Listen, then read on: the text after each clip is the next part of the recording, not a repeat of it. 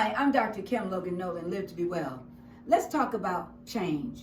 What happens when you are in a situation with your own child and you want that child to make the necessary changes and their grades are not where they should be, or you have concerns about them because they are not applying themselves?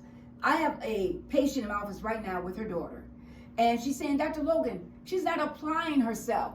You know, I provide, I work, I put her in a clean environment. You know, she has a privileged life, and I'm doing the best I can, you know, but yet my child will not receive the blessings from God.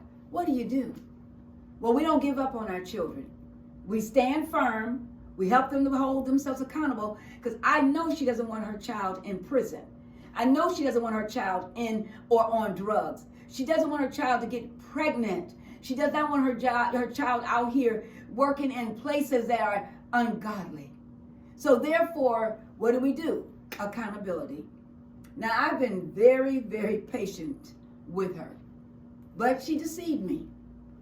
And she said, my grades are good, Dr. Kim. And then her mom sent me a text message from her teacher. So my job is to help her turn this around. What do you do when your child's room is not clean? You know, that's their sanctuary, but it should be clean and organized. You help them, you get in there. Let's not reward our children for doing things that they have not earned. I'm not saying take everything from them, but they have to understand that it is an honor and a privilege, especially being African American, to be able to have an iPad, a telephone, a television, a computer, to be able to go to school and learn. That's the thing about it. The education is free. You know, even if you have to pay for your child to go to school, we have Detroit public schools, charter schools. You know, we have schools that can help our children. But parents, it's up to us to put all the time we need in. So when you need to get a tutor, get a tutor. If you need some support from a mental health specialist, call Dr. Kim or call someone. But I'm not giving up on this child. She's not going to just do whatever she wants and thinks that we are. You know what's so funny? Her mother and I have been in the 8th grade. We played the games. We know what to do. You know, I failed math in the 10th grade, thinking I didn't need any help. Had to repeat geometry. But my mother said, I've got a plan for you. My father said, I got a plan for you. God has a plan for us. And we cannot fall short of that plan. Because if not, Satan is waiting. The enemy is waiting to kill, steal, and destroy. Hasn't he stolen enough of our joy? So let's take it back and do something with our lives. I don't know about you.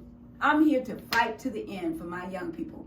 My students who have been my students at different universities and colleges, they say, ooh, Dr. Logan, I didn't like you when you walked in that class that first time. But now that they've finished grad school, gone on to law school, medical school, got their doctorate, they say thank you. Thank you, Dr. Kim. Somebody was tough on me. And I'll never forget Mr. Boone, my English teacher. I will never forget the teachers, Dr. Sylvia Barnes. I will never forget teachers who worked me, Mr. Ashby, in my music and learning how to play a clarinet. I will never forget. But you've got to put the work in. You can't just sit back and receive the reward. You've got to put the work in. So I need you to pray with me as I work with my young people, and as you work with your young people. The first thing you've got to do, give them over to Jesus. Pray with them. Study the Word of God. Let them know that God has high expectations for their lives. And when I think about Jesus going to Calvary, he died on the cross. He died so that we could go through this. Our ancestors, you know, my ancestors were whipped and they were brutalized and killed. Their limbs were cut off for reading so that you and I could read today as African Americans. That's enough for me. You know, that's enough for me. I'm going to do something with my life. So I'm asking you to live to be well and help your children be better. And that also includes you. I'm Dr. Kim. Live to be well.